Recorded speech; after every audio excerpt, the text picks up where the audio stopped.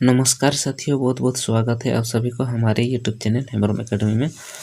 दोस्तों, इसके पहले जो हम लोग ने चर्चा किया था उसमें हम लोग बुध शुक्रों के बारे में चर्चा किए थे और आज हम लोग चर्चा करेंगे पृथ्वी के बारे में। तो उसमें हम लोग ने 2 ग्रहों के बारे में ऑलरेडी हम लोग कर चुके हैं और अभी हम लोग कौन से ग्रह के बारे में जानेंगे? पृथ्वी के बारे में। तो चलिए बिना देर किए बिना हम लोग वीडियो को शुरू करते हैं और आगे बढ़ते हैं। तो पृथ्वी जो है दूरी के अनुसार ये तीसरा ग्रह है और आकार की दृष्टि से ये 5वां ग्रह है। सूर्य से हम लोग देखेंगे कोई भी ग्रह जो है सौरमंडल में जितना भी उपस्थित है हमारा सौर परिवार में, वो सूर्य से ही मापते हैं दूरी के अनुसार। दूरी के अनुसार कहाँ से मापते हैं? सूर्य से ही मापते हैं। तो दूरी के अनुसार देखेंगे तो ये तीसरा नंबर में आता है, तीसरा ग्रह है। और आकार की दृष्टि से देखेंगे बड़ा में, भरी में, तो ये कितना नंबर में है? 5वां नंबर में है। ठीक है, समझ गए आप लोग। इसके बाद ये है दूसरा पॉइंट क्या है कि पृथ्वी के ध्रुव के पास थोड़ी सी चपटी है, इसलिए इसका आकार भू आभा कहा जाता है।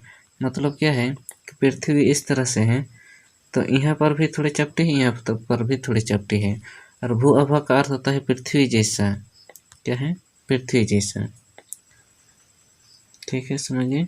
पृथ्वी में जीवन के लिए अनुकूल परिस्थितियां हैं। इसमें ना तो अधिक गर्म है और ना ही अधिक ठंडी है। ये बहुत इम्पोर्टेंट पॉइंट है। ये क्यों पृथ्वी में ही जीवन की संभावना क्यों है बोल सकता है। तो इसमें ना ही अधिक ठंडी है ना ही अधिक गर्म है। साथ ही साथ इसमें जो है क्या है, जीवन रूपी ऑक्सीजन उपलब्ध है। क्या है? ऑक्सीजन उपलब्ध है। यहाँ की वायु में नाइट्रोजन, और यहाँ पर देखो मिस्टेक क्या है, ऑक्साइड लिखा गया है। ऑक्साइड नहीं होगा, यहाँ पर क्या होगा? ऑक्सीजन होगा। ऑक्सीजन, ऑक्सीजन, ऑक्सीजन होगा। इसको काट लेना है ना, ऑक्साइड लिखा गया टाइपिंग में। तो यहाँ की वायु में जो है नाइट्रोजन, ऑक्सीजन तथा कार्बन डाइऑक्साइड आदि गैस पाई जाती है। साथ ही साथ यहाँ पानी भी मौजूद है। तो क्या है, यहाँ पर पानी भी मौजूद है। इसीलिए क्या है, यहाँ पर जीवन की मौजूद है। पृथ्वी की सतह पर 1/3 जल होने के कारण ये अंतरिक्ष से नीला दिखाई देता है, इसलिए इसे नीला ग्रह कहते हैं। यहाँ पर एक क्वेश्चन तो पूछेगा, इसे पूछेगा कि पृथ्वी को नीला ग्रह क्यों कहा जाता है। तो आप लोग को क्या कहना है? पृथ्वी अंतरिक्ष से देखने पर यह नीला दिखाई देता है। और किस कारण नीला दिखाई देता है? क्योंकि इसका 1/3 जो है जल से भरा हुआ है। ठीक है। पृथ्वी का एकमात्र उपग्रह है वो है चंद्रमा। पृथ्वी के कितने उपग्रह है? एकमात्र उपग्रह है वो है चंद्रमा। चलो अब चलो जानते हैं चंद्रमा के बारे में थोड़ा पढ़ेंगे। चंद्रमा क्या है? चंद्रमा जो पृथ्वी के चारों ओर चक्कर लगाने वाला एक ग्रह है। क्या है? एक ग्रह है। चंद्रमा के व्यास पृथ्वी के केवल 1/4 है तथा अन्य खगोलीय पिंड की अपेक्षा पृथ्वी के बहुत नजदीक है। हम लोग सभी जानते हैं कि सौरमंडल का केंद्र क्या है? सूर्य है। और सूर्य के चारों ओर सभी ग्रह चक्कर लगाते हैं, बुध हो या जो शुक्र हो या फिर पृथ्वी है। तो ये जो पृथ्वी है, हम लोग का पृथ्वी है, तो इसके चारों ओर हमारे चंद्रमा चक्कर लगाते हैं। क्या करते हैं? चंद्रमा चक्कर लगाते हैं। समझ में आया? तो ये जो है पृथ्वी का 1/4 है, मतलब ये बहुत छोटा है। पृथ्वी को यदि हम लोग 1/4 करेंगे तो ये चंद्रमा जो है इतना बड़ा है। समझ गया? फिर चंद्रमा के पास अपनी उष्मा तथा प्रकाश नहीं होते हैं, अतः ये सूर्य के प्रकाश से प्रकाशित होता है। देखो कोई भी ग्रह जो है अपना प्रकाश नहीं होता है ग्रहों में, क्योंकि यदि ग्रहों में अपना प्रकाश और अपना उष्मा होगी तो वो अपने आप में ग्रह नहीं रहेगा, वो सूर्य बन जाएगा, तारा बन जाएगा। सूर्य में अपना उष्मा है तथा प्रकाश भी है, तो वो क्या है? तारा है। सूर्य एक तारा है। इसलिए ग्रह कैसे कहते हैं? वैसे खगोलीय पिंड जिसका अपना उष्मा तथा प्रकाश नहीं होता है उसे ग्रह कहते हैं। तो इसीलिए ये ग्रहों का भी उपग्रह है। चंद्रमा पृथ्वी से लगभग 3,84,400 किलोमीटर की दूरी पर स्थित है। चंद्रमा जो है पृथ्वी से 3,84,400 किलोमीटर की दूरी पर स्थित है। चंद्रमा पृथ्वी के चारों ओर चक्कर लगाने में 27 दिन का समय लगाता है और अपने अक्ष पर भी एक चक्कर लगाने में 27 दिन का समय लगाता है। बचपन में शायद आप लोग को बहुत आनंद लिए होंगे कि लट्टू खेलते होंगे। तो लट्टू शायद हर कोई देखा होगा, आजकल तो बाजार में भी मिलता है। आजकल कहाँ मिलते हैं? बाजार में। लट्टू में एक ऐसा नुकीला कील होता है और ये गोल होता है। लट्टू क्या होता है कि जब हम इसको चलाएंगे ना, तो ये इस तरह से राउंड राउंड घूमेगा। कैसे घूमेगा? इस तरह से, और ये इधर से इधर इधर दौड़ते हुए भाग जाएगा, ऐसे घूमते हुए। तो ऐसे जो अपने आँच में घूमेगा, इस तरह से जो घूमेगा उसको बोलते हैं अपने आँच में, और ऐसे जो दौड़ते हुए घूमेगा इसको बोलते हैं कक्षा में। तो इस चंद्रमा जो है अपने आँच में भी 27 दिन में ही पूरा करता है, मतलब ऐसे में भी एक चक्कर 27 दिन में पूरा होता है, और पृथ्वी के चारों ओर में भी 27 दिन में ही पूरा करते हैं। उसके घूर्णन काल जो है बराबर है। समझ गए? आप आते हैं मंगल ग्रह पर। मंगल ग्रह सूर्य से दूरी के अनुसार चौथा ग्रह है तथा आकार की दृष्टि से ये 7वां बड़ा ग्रह है। कितना है? 7वां बड़ा ग्रह है मंगल ग्रह। यह है तो मंगल ग्रह जो है भौगोलिक विशेषता, घूर्णन काल और मौसमिक चक्र लगभग पृथ्वी के समान है। तो मंगल ग्रह को लाल ग्रह भी कहा जाता है। अब यहाँ पर ये वाला क्वेश्चन ट्विस्ट है। क्या है? कि बहुत ट्विस्ट क्वेश्चन है कि लाल ग्रह किससे कहा जाता है? क्या है? लाल ग्रह किससे कहा जाता है? तो लाल ग्रह किससे कहा जाता है? मंगल ग्रह को। ठीक है, इसमें ज़्यादा पढ़ना नहीं कि पढ़ना क्या है कि लाल ग्रह किससे कहते हैं? मंगल ग्रह कहते हैं। ठीक, चलो बृहस्पति कर देते हैं, जुपिटर। यह सूर्य से दूरी के अनुसार 5वां ग्रह है तथा आकार के अनुसार यह सौरमंडल का सबसे बड़ा ग्रह है। यहाँ पर फिर एक क्वेश्चन बन गया कि सबसे बड़ा ग्रह किसे कहते हैं, या फिर सबसे बड़ा ग्रह का नाम क्या है, या फिर हमारे सौरमंडल के सबसे बड़ा ग्रह कौन है? तो क्या होगा? सभी का उत्तर होगा बृहस्पति। क्या होगा? बृहस्पति। इसके पास कितने हैं? इसके पास 67 उपग्रह है। कितना है? 67 उपग्रह है। तो ये सर्वाधिक उपग्रह वाला ग्रह भी कहा जाता है। क्या कहते हैं? सर्वाधिक उपग्रह वाला ग्रह। अब चलो शनि के पास। शनि जो है सूर्य से दूरी के अनुसार छठा ग्रह है। क्या है? छठा ग्रह है। दूरी के अनुसार देखेंगे तो ये छठा नंबर पर है, और आकार की दृष्टि से देखेंगे तो ये कितना नंबर से ग्रह है? ये दूसरी ग्रह है। आकार के दिन अनुसार देखेंगे तो दूसरे ग्रह है, दूसरा सबसे बड़ा ग्रह है। बृहस्पति के बाद शनि आता है। क्या आता है? शनि आता है। शनि के चारों ओर एक चमकीली छला है तथा इसके पास 62 उपग्रह है। देखो बृहस्पति में कितना है? 67 है, और इसके पास कितना है? 62 है उपग्रह। इतने मतलब अपने आप में ये बहुत बड़ा बड़ा ग्रह है। शनि की रचना जो है 75% हाइड्रोजन और 25% हीलियम से हुई है। कितने से? तो यहाँ पर क्वेश्चन ये बनेगा कि शनि की रचना किस से हुई है? तो शनि की रचना जो है 75% हाइड्रोजन एंड 25% हीलियम से बनी है। इस तरह से सिंपल से जवाब देना है, ज़्यादा दिमाग नहीं लगाना है। यहाँ पर दिया गया है कि शनि सौरमंडल का सबसे सुंदर ग्रह। ये वाला क्वेश्चन आएगा, बनेगा। ये वाला आपको याद करने योग्य बात है। सौरमंडल के सबसे सुंदर ग्रह कौन है? सवाल इस तरह से पूछेगा, सौरमंडल के सबसे सुंदर ग्रह कौन सा है? तो क्या होगा? सौरमंडल के सबसे सुंदर ग्रह शनि होगा। अच्छा, शनि ग्रह के पास जल, मीथेन, अमोनिया तथा पत्थर मतलब शनि के पास कम मात्रा में पाए जाते हैं। यूरेनस, यह सूर्य से दूरी के अनुसार कितना है? 7वां ग्रह है तथा आकार की दृष्टि से देखेंगे तो यह तीसरा सबसे बड़ा ग्रह है। यूरेनस के चारों ओर जो है शनि की तरह एक छल्ला होता है। क्या होता है? छल्ला होता है। यूरेनस की खोज जो है विलियम हर्शल ने की है। अब ये वाला क्वेश्चन आपसे यहाँ पर बनेगा, यूरेनस की खोज किसने की थी? William Herschel. दोस्तों हम जितना बता रहे उतना ही याद करना है, उतना ही पढ़ना है, अधिक नहीं पढ़ना है। ये सब उतना नहीं पढ़ना है। तीसरा, हाँ ये वाला पढ़ना है कि तीसरा ग्रह 7वां ग्रह है और तीसरा बड़ा ग्रह है। 7वां स्थान पर है और तीसरा सबसे बड़ा ग्रह है। और याद क्या करना है? ये खोज किसने की थी? तो विलियम हर्शल ने की थी। ये 2 ही पॉइंट को पढ़ना है आपको यहाँ से। ठीक है, आगे बढ़ते हैं।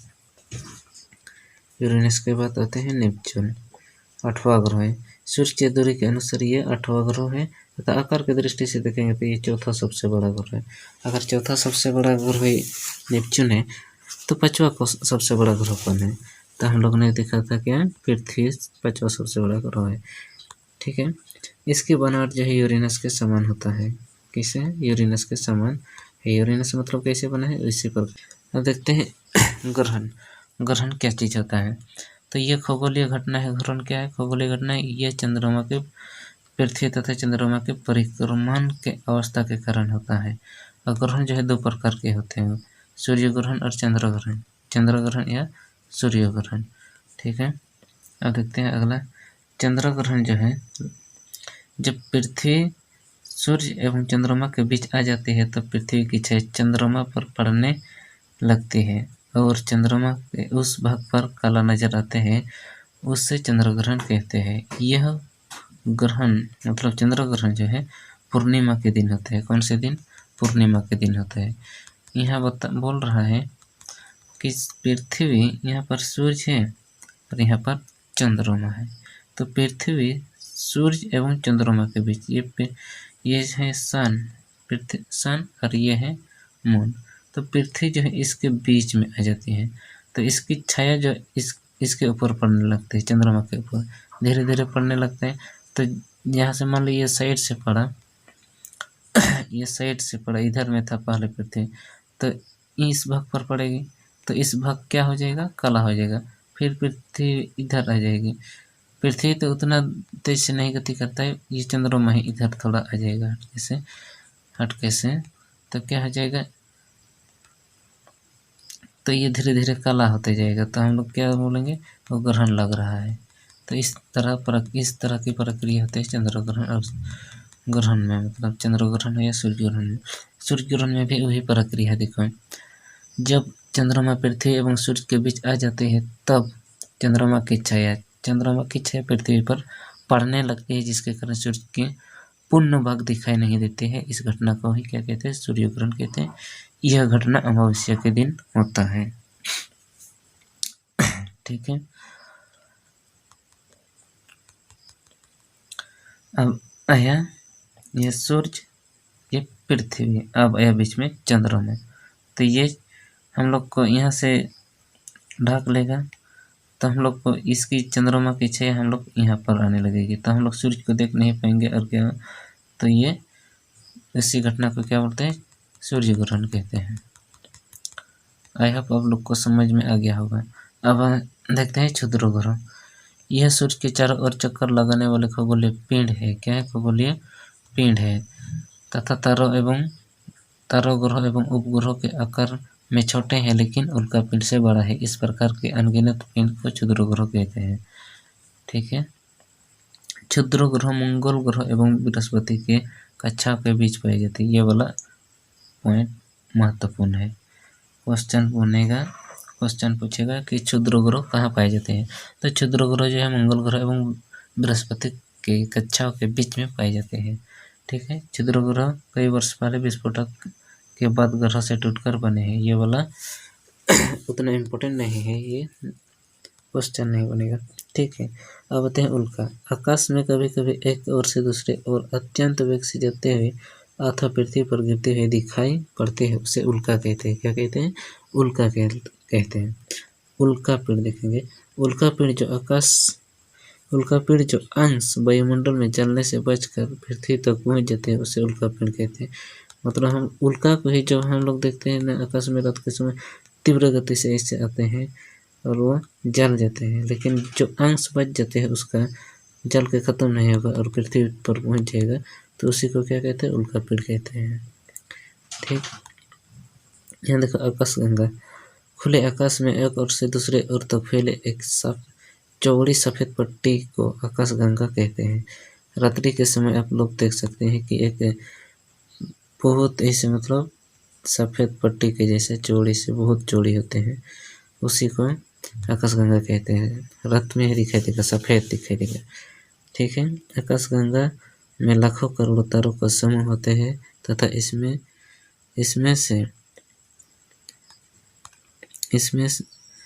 गैसों के बादल पाया जाता है। हमारे सूर्य यानी कि सौरमंडल भी आकाशगंगा का एक भाग है। ठीक है। ब्रह्मांड, लाखों करोड़ों आकाशगंगा के समूह को ब्रह्मांड कहते हैं। हमारे आकाशगंगा भी ब्रह्मांड का एक भाग है।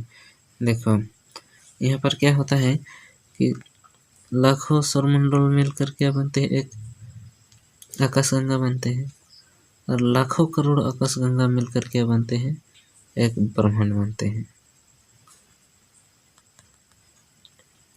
उपग्रह, ग्रह के चारों ओर चक्कर लगाने वाला पिंड को उपग्रह कहते हैं। क्या कहते हैं, उपग्रह कहते हैं। बुध एवं शुक्र के बीच ये कितना उपग्रह है, एक ही मात्र उपग्रह है, चंद्रमा।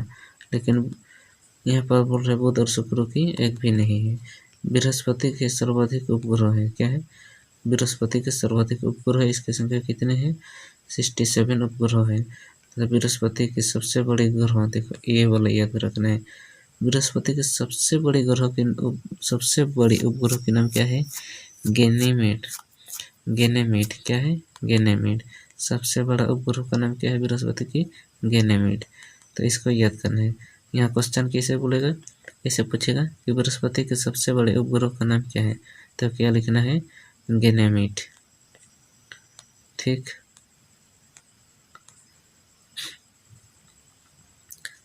शनि दूसरा सर्वाधिक उपग्रह वाला ग्रह है। शनि के पास कितना है, 62 उपग्रह है। कितना है, 62 उपग्रह है। अब आते हैं मानव निर्मित उपग्रह। मानव निर्मित मतलब यह मानव द्वारा माने वैज्ञानिक द्वारा निर्मित किया गया मशीन है जो रॉकेट द्वारा अंतरिक्ष में भेजा जाता है।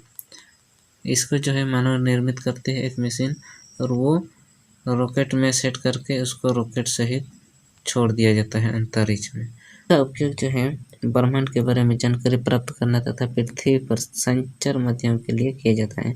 तो यहाँ पर एक सवाल बनता है क्या कि मानव निर्मित उपग्रह का कार्य क्या है, तो क्या है, पृथ्वी के संचार को माध्यम को चलाने के लिए किया जाता है तथा ये ब्रह्मांड के बारे में जानकारी प्राप्त करने के लिए इसका उपयोग किया जाता है। अच्छा, भारत के कुछ उपग्रह के नाम है, देखो कुछ क्या है, इनसेट, इंडोसैट, IRS आदि, ये सब उपग्रह है पहले वाला।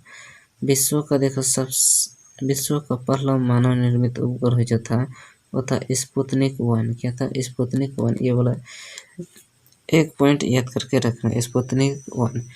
इससे कब छोड़ा गया था, 4 अक्टूबर 1954 को सोवियत संघ द्वारा छोड़ा गया था। सोवियत संघ मतलब आज के डेट में रूस है। तो दोस्तों उम्मीद करता हूँ आप लोग को ये समझ में आ गया होगा। तो आज के लिए इतना बात, और अगले वीडियो में मिलते हैं, तब तक के लिए धन्यवाद। इसीलिए अधिक से अधिक दोस्तों के पास ये शेयर करें। Thank you.